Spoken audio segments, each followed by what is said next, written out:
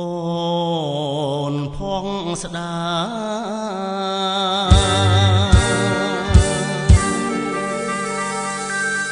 អូនផងស្ដា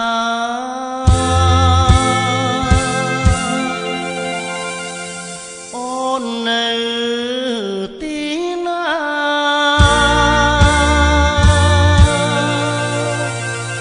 កម្មអ្វីពីអ្វី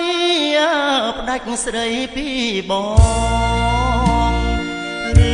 មួយនួនល្អងនាងអស់និស័យលួចងើបចោលបង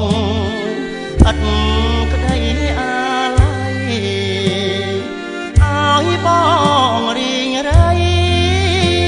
តាអញអាចការទេវតានេតទឹកវត្ថុស័ក្តិសិទ្ធិលោកប្រាប់រឿងពិតដល់ខ្ញុំផងណាស្រីរត់ចោលខ្ញុំ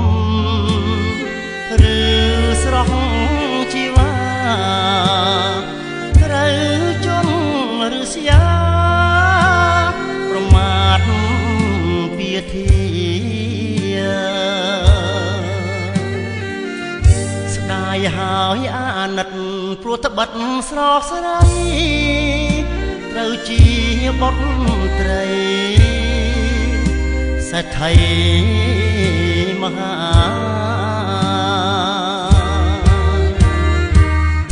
អូនស៊ូលះបងកិត្តិយសគ្រួសារមកផ្សងវាសនាក្នុងត្រីនឹងបងបារកមិនឃើញជីវ៉ាមកវិញលោកនេះពោពេញដោយភាពមួម៉ងរស់នៅគ្មានន័យគ្មានស្រីសាសងរស់ខំបំណងស្លាប់ប្រសើរជាង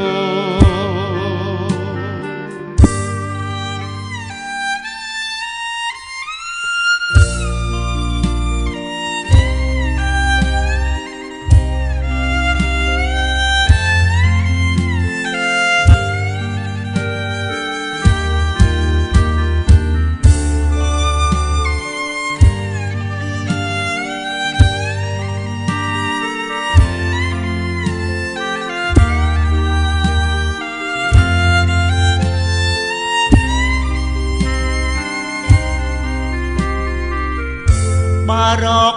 មិនឃើញជីវ៉ាមកវិញលោកនេះពោពេញដោយភាពមួម៉ងរស់នៅគ្មានន័យគ្មានស្រីសាសងរស់ខំបំណងស្លាប់ប្រសើរ